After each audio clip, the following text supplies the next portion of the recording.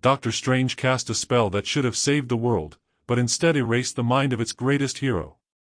Captain America woke up with no memory of who he is, no allies, and an unknown fear inside him. He sees the Avengers as strangers, and Doctor Strange as the traitor who stole his life. But beneath the confusion is a buried truth too dangerous to remember. Strange insists it was the only way to stop something evil from awakening inside Steve. But how do you stop someone who doesn't even know he's a threat? Captain America thinks he's fighting for justice, but every move brings darkness closer. Because the real villain isn't Strange, it's the forgotten monster inside Captain America. Captain America opened his eyes to darkness. Not a calm, silent darkness, a pulsing, suffocating one. His senses sharpened like he was waking up inside a battlefield.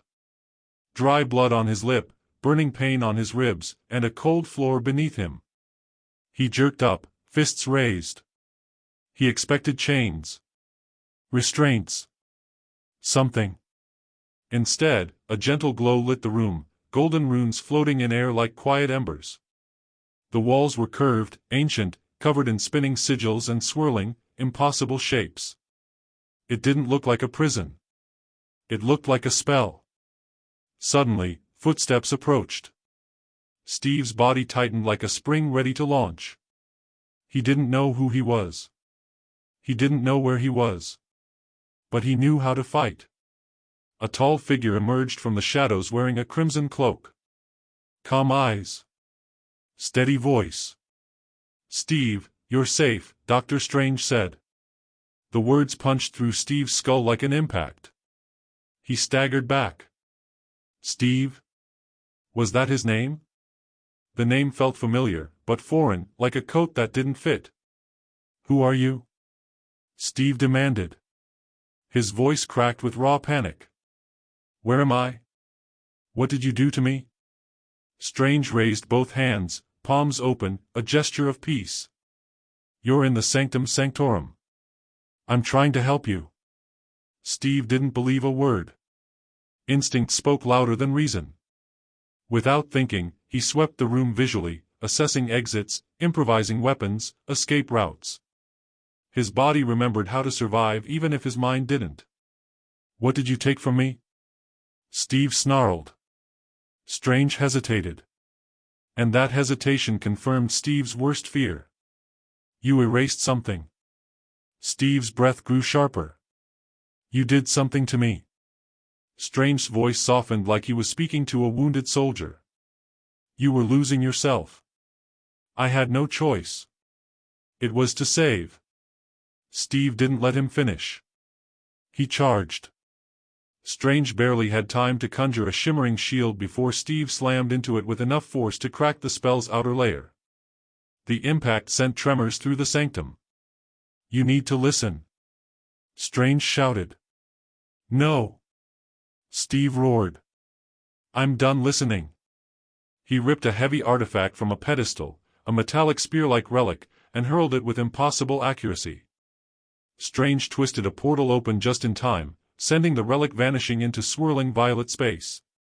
They faced each other in raw, dangerous silence. Steve's chest rose and fell. He was trembling.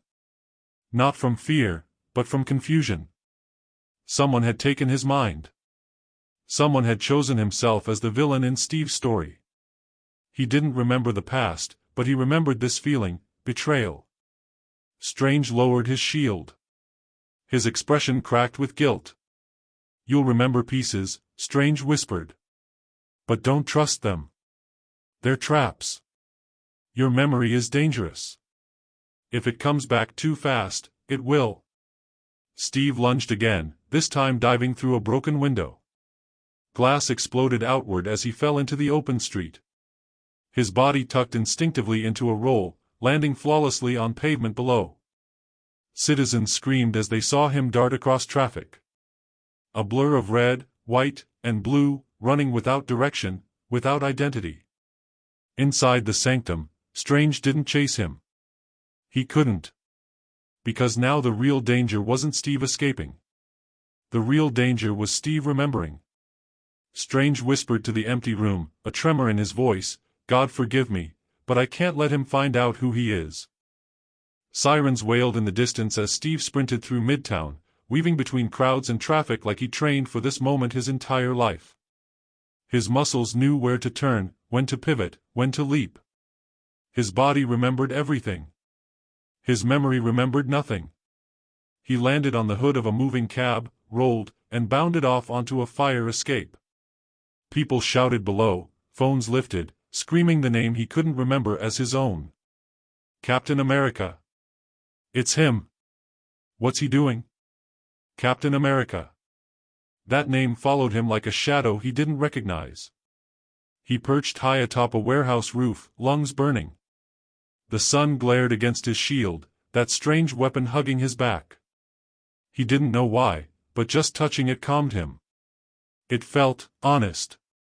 Like the only truthful thing left. But truth was complicated.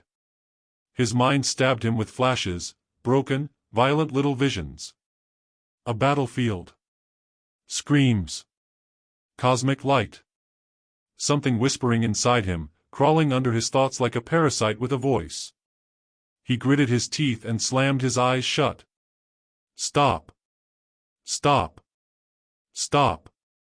Before he could settle, an echo hit the air, carried by a careful voice. Steve. He spun, shield raised. Black Widow stood at the edge of the rooftop, hands lowered, weapons holstered. Stay back, Steve warned. Natasha looked hurt. Not physically, emotionally. You don't remember me. No, he snapped. And I don't trust strangers pretending they do. She stepped slowly toward him like approaching a wounded animal. We're not strangers, she said quietly. We're friends. Family. Steve's grip tightened. His gaze darted to her stance, her footwork, the angle of her posture. She wasn't fighting. She wasn't tricking him. She was telling the truth. Or she believed she was. But Strange had warned him, hadn't he? Don't trust your memories. They are traps. If that was true, then anyone who tried to restore them was the threat. Tell me what he took from me, Steve demanded. Natasha's eyes softened. You don't want that answer. I decide what I want, he snapped. Her expression changed, grief turning into readiness. Then we have a problem. Steve stepped back. Don't do this. We won't hurt you, Natasha said. But we can't let you run. You're not well. In the same heartbeat, the sky cracked with the sonic roar of repulsors.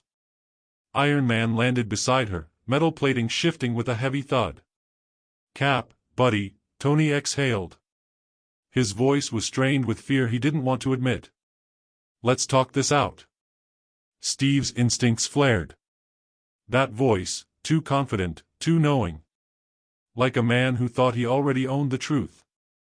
I don't know you, Steve said. And I don't owe you anything. Tony's helmet faceplate slid open, pleading human eyes beneath. I'm not asking for anything. Just trust us. I can't, Steve said. Because I don't trust myself. The hesitance, the vulnerability, Natasha and Tony saw it.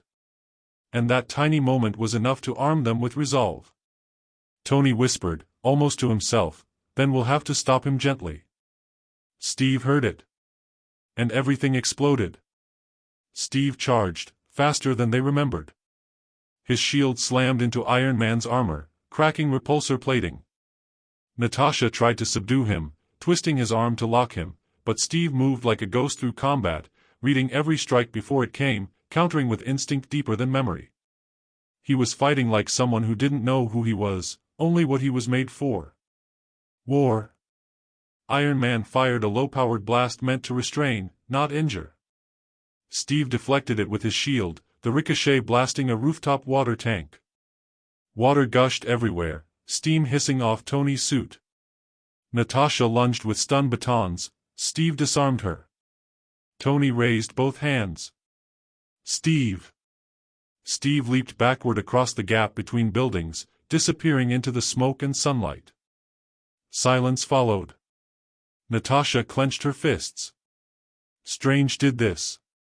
Tony stared at the direction Steve vanished to. No, he whispered. Steve did. The sanctum sanctorum felt heavier than usual. Walls that normally hummed with mystic warmth now seemed cold, tense, as if the building itself dreaded what was about to be said. Doctor Strange stood at a circular table surrounded by the remaining Avengers, Iron Man, Black Widow, Bruce Banner, and Sam Wilson. The team looked broken.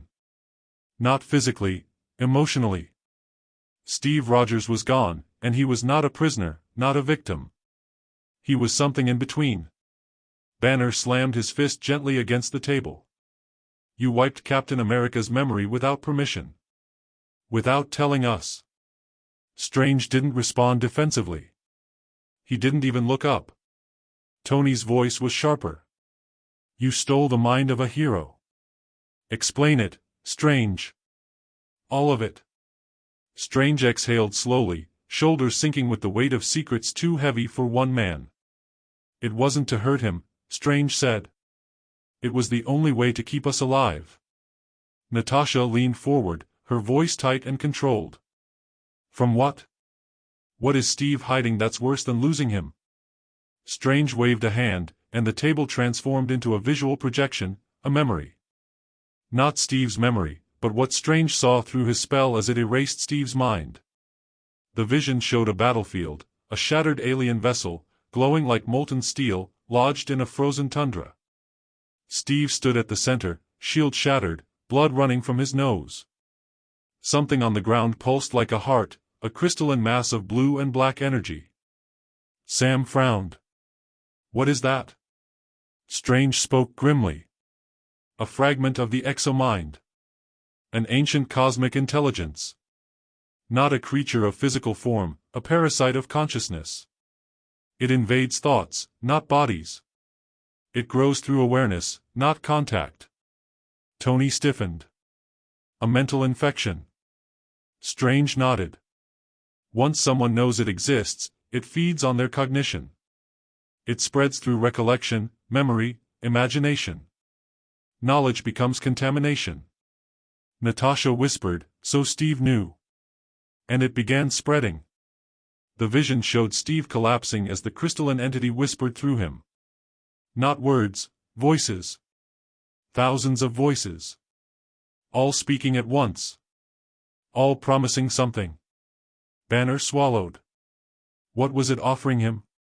Strange's eyes darkened. Power without choice. Victory without loss. Peace without sacrifice. He paused. A logic no soldier could resist. Steve's head lifted in the vision, eyes empty, expression serene, almost enlightened. Tony muttered, it was controlling him. Strange shook his head. No. It didn't need to. It convinced him. The vision ended abruptly. Silence drowned the room. Natasha stepped closer.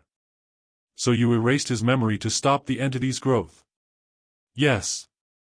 Strange's voice broke for the first time. But Steve's mind is more than muscle and instinct. Even without memories, his leadership, his strategic nature, it attracts the entity.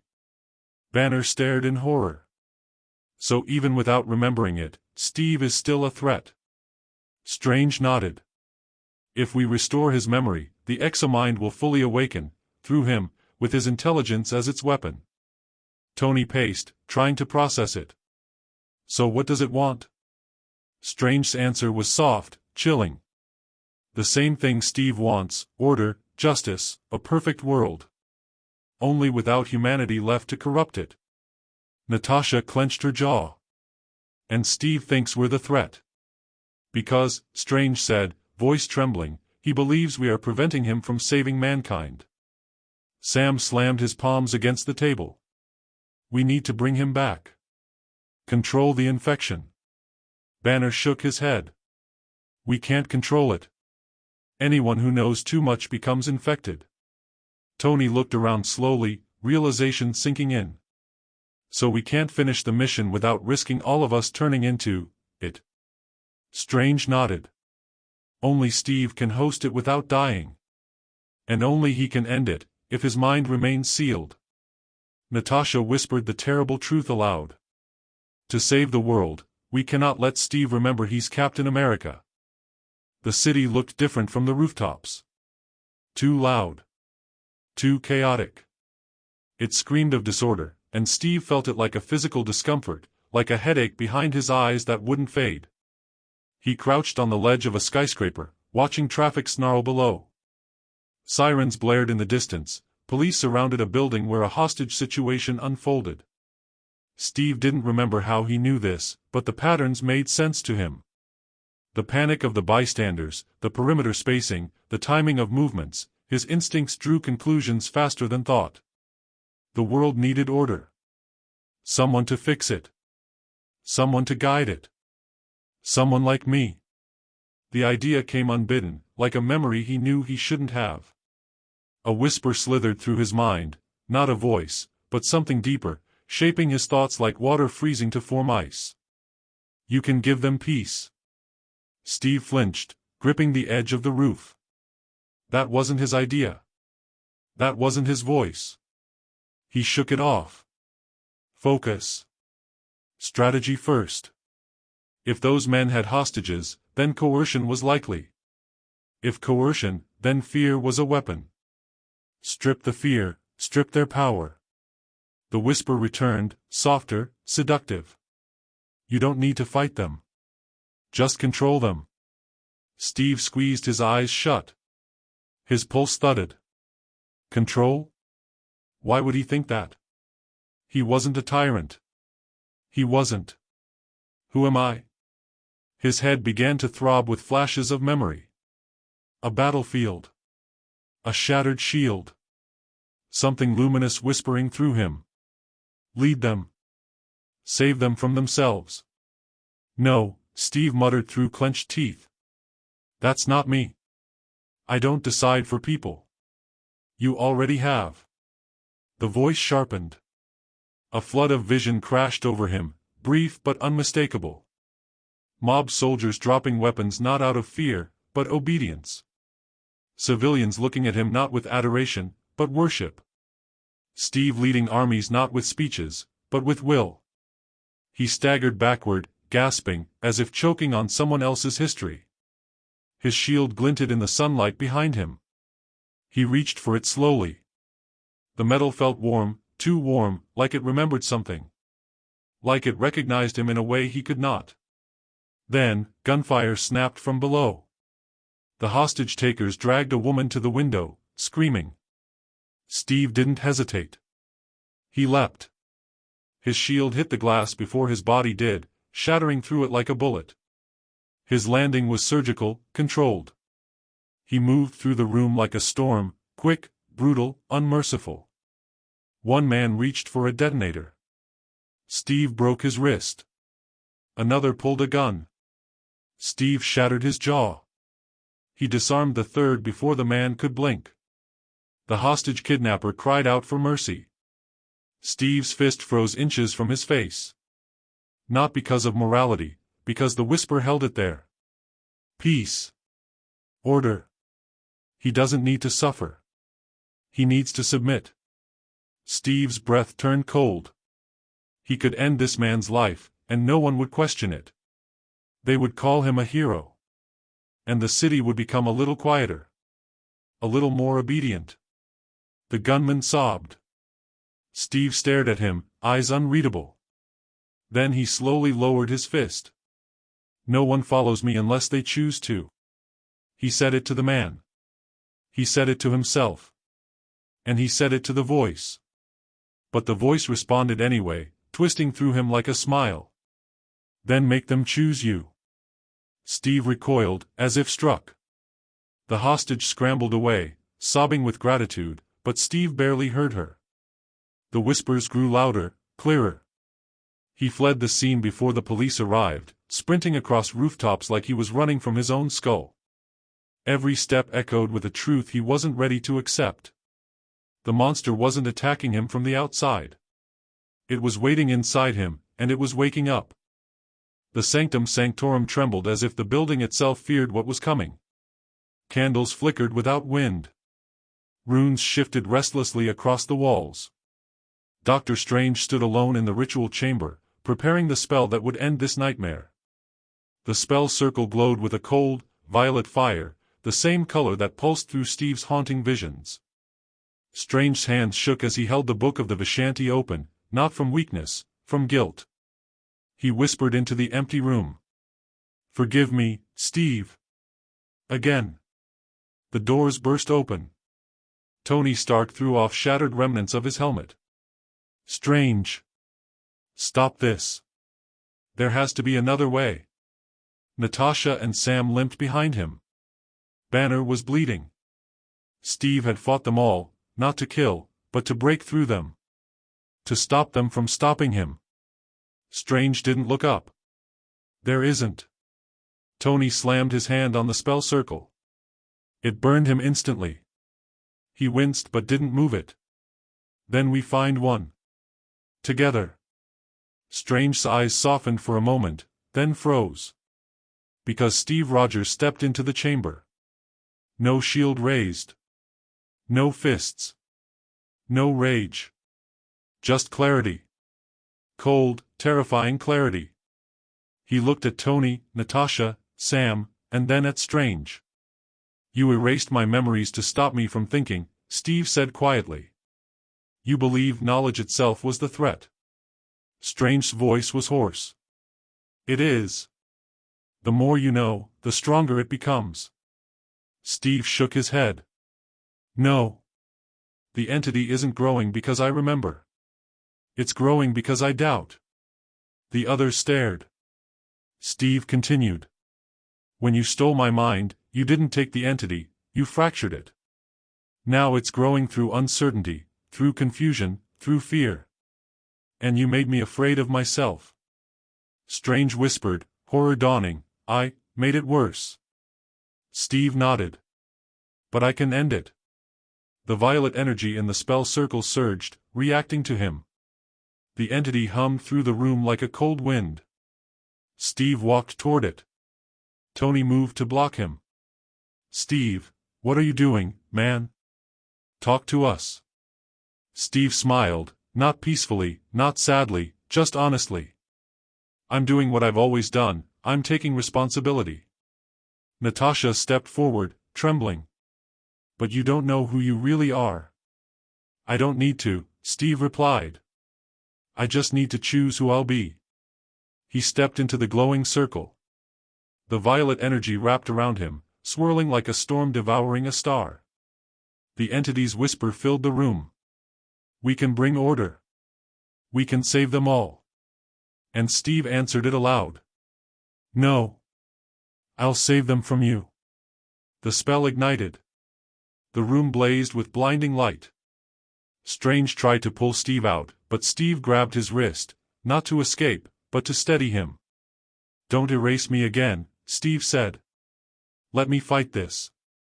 Let me remember." The entity shrieked, a sound of rage, of agony, as Steve's memories rushed back all at once: battles, pain, sacrifices, pain, loss, pain, love, and choice. And then, silence. Steve stood in the smoke, alive. No violet energy. No whisper. Just Steve. Tony exhaled in relief. Natasha wiped her eyes. Sam smiled shakily. Strange stepped forward, voice trembling. "Steve, are you free?" Steve looked up. His eyes were clear. Too clear. Clearer than human. "Yes," he said. "We're free." Strange froze. "We?" Steve didn't answer. He picked up his shield slowly, brushing dust from the star at its center. "We're stronger together," Steve said. "The entity understands that now. And so do I." Tony stepped back. Natasha reached for her weapon. Strange's hands sparked with magic. Steve didn't attack. He didn't threaten. He merely smiled like a leader addressing his troops. "I don't want to control the world," he said softly. "I just want to make it better." His eyes glowed faintly, violet and blue, shifting like a quiet storm. And now, I know exactly how to save it.